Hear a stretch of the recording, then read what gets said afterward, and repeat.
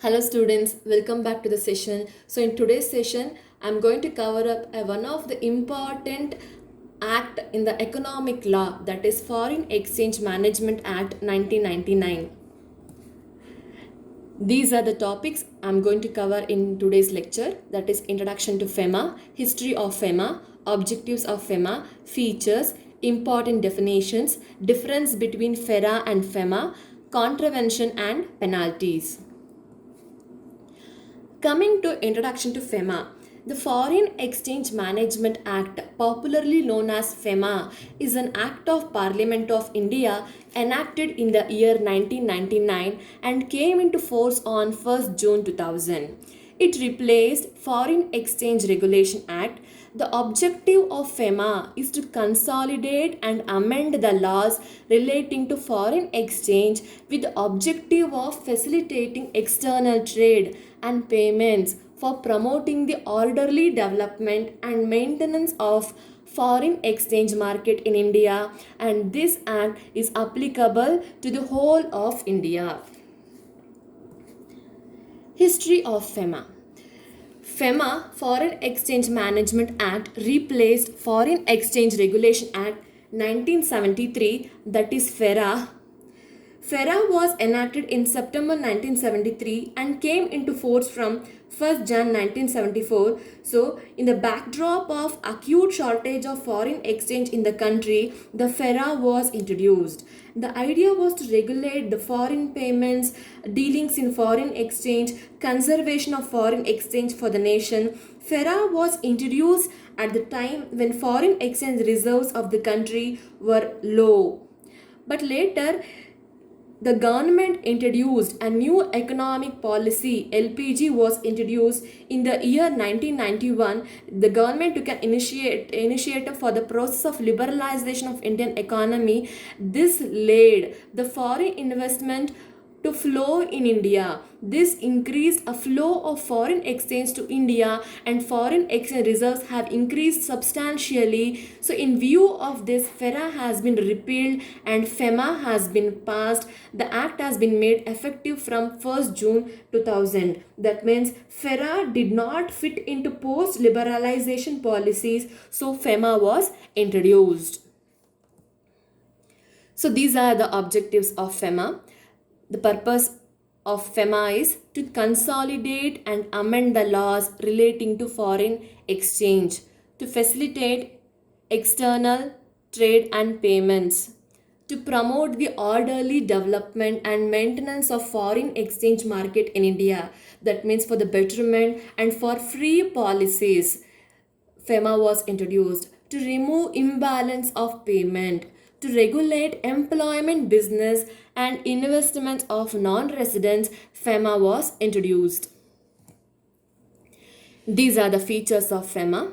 That means FEMA gives powers to the central government to regulate the flow of payments to and from a person situated outside the country. That means a person situated in India, he can make a payment to outside country, and person situated outside the country, he can make payment to India.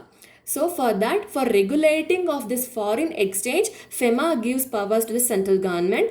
All financial transaction concerning foreign security or exchange cannot be carried out without the approval of FEMA. So all transactions must be carried out through authorized persons only, and these authorized persons is named under the act. So, in the general interest of the public, the government of India can restrict an authorized individual from carrying out foreign exchange deals with the current account. That means foreign exchange transactions can be divided into current account transactions and capital account transactions. In case of FERA, current account and capital account transactions both was required to take permission from RBI, but then when the FEMA was introduced, FEMA gives permission for current account transaction is already in the law, and for capital account transaction only the permission of RBI we have supposed to take. And the FEMA empowers RBI to place restriction on transactions from capital account even if it is carried out via an authorized individual. So whatever the transactions we are going to cover up in foreign exchange transactions and all, so all those transactions need to be covered made by the authorized person only. And who are those authorized person is named under the act. So we'll discuss that also in the important definitions. Okay, so as per this act, Indians residing in India have the permission to conduct a foreign exchange, foreign security transaction, or the right to hold or own immovable property in a foreign country in case security, property, currency was acquired or owned when the individual was based outside of the country, or when they inherit the property from individual staying outside the country. That means any Indian resident, suppose if he wants to take up any property, immovable property in a foreign country, so it requires exchange, foreign currency. So he has to take a permission from the RBI when capital account transactions are happening. In case of current account transaction, need not to take permission from RBI, but through an authorized person we have to make the transactions in case of current account transactions. Next is differences between FERA and FEMA. FERA is nothing but Foreign Exchange Regulation Act and FEMA is nothing but Foreign Exchange Management Act. The objective of this FERA was for to conservation of foreign exchange. That means during the shortage of foreign exchange, this FERA was introduced and the objective of this FERA was to conserve the foreign exchange. FEMA was introduced when the new economic policy was made and pro-liberalization policy. FERA was not able to cope up with the pro-liberalization policy. So for the open policy, the FEMA was introduced. The objective of FEMA is to management of foreign exchange. Next difference is citizenship was the basis for determining the residential status. In case of FEMA, stay of more than 182 days in India is a criteria to decide residential status under FEMA. In case of FERA, only authorized dealers and money changers were defined as authorized person. In case of FEMA, it also includes authorized dealers, money changers, offshore banking units also come under authorized person. Offshore banking in the sense like bank is set up outside in India but their branches are in India. Okay, offshore bank is the bank headquarters is in offshore outside India and the branch is set up in India. So even offshore banking units also comes under the authorized person. Then next difference is punishment of contravention was imprisonment. That means the contravention under FERA was treated as criminal offense and the burden of proof was on guilty and imprisonment was a penalty. Punished. In case of FEMA, punishment for contravention is fine or imprisonment if fine is not paid in the stipulated time. So imprisonment will be imposed when fine is not paid within the stipulated period. Differences continued. FERA was introduced in 1974 when there was an acute shortage for foreign exchange reserves and all.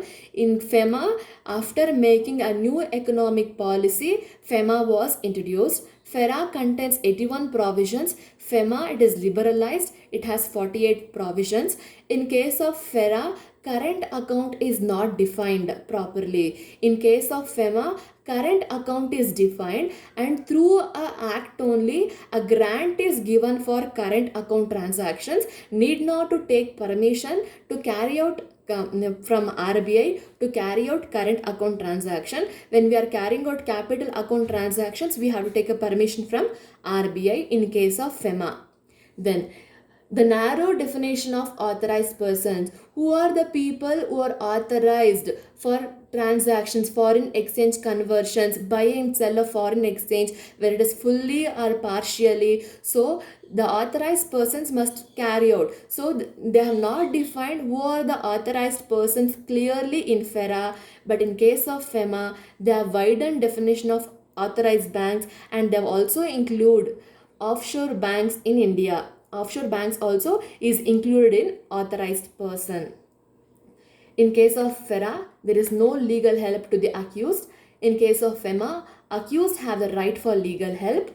And in case of FERA, any violation of FERA goes to criminal offense, becomes criminal offense. In case of FEMA, violation of FEMA is a civil offense. FERA, the appeal was sent to High Court. In case of FEMA, there is a provision for special director. Appeal can be made in a special tribunal. These are the differences between Foreign Exchange Regulation Act and Foreign Exchange Management Act. Important definitions.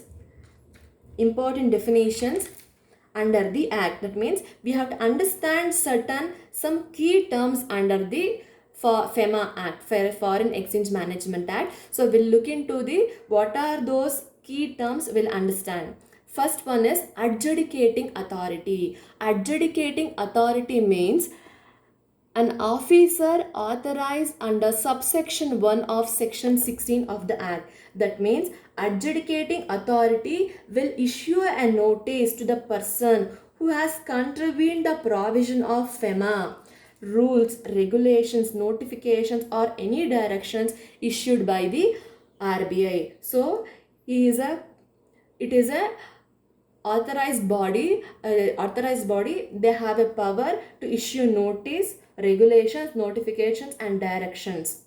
Next one is appellate tribunal. Appellate tribunal means appellate tribunal for foreign exchange established under section 18. That means any person aggrieved by an order made by the adjudicating authority or the special director appeal can prefer an appeal to the appellate tribunal. That means any person, if he is suffering or if he is not satisfied by the orders given by the adjudicating authority, he can make a special appeal to the special director, that is appellate tribunal will be there. He can prefer to go for the appeal to appellate tribunal.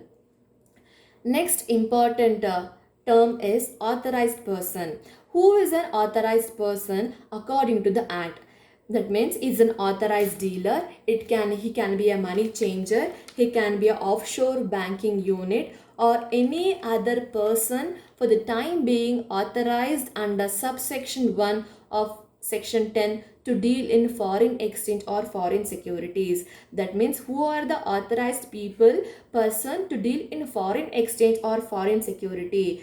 The act defines the authorized person can be a dealer, can be a money changer, it can be offshore banking, and any authorized. So this dealer can be based on the authority given to a authorized dealer for buy or sell of a currency or for conversion of currency or buy or sell. So it can be like postal departments like that. They give a dealer for an authorized dealer they give. And money changer. Money changer can be fully or partially pledging, fully converting the currency or partially. So money changes will be there. And offshore banking is also an authorized person to deal with the foreign exchange. That is, offshore banking is nothing but the bank is set up in other country outside in India, but their branches is set up in India. They are offshore banking. And authorized person that based on the formalities fulfilled, if the time being authorized, if the authorized party, if the formalities are fulfilled by the RBI, under the RBI, if they have formalities they have fulfilled, any person can become an authorized person under subsection 1 of section 10 to deal in foreign exchange or foreign security. That means any person resident in India or outside in India, if they want to deal with foreign exchange, how they have to deal with the foreign exchange? Through an authorized person only, they should deal with the foreign exchange or foreign securities. Next is, what are currencies and currency notes? Currencies includes all currency notes, postal orders, money orders, promissory notes, credit cards. So all those comes under currency. Currency notes means includes cash in the form of coins and banknotes. So these are the few terms we have to understand with respect to the FEMA Act.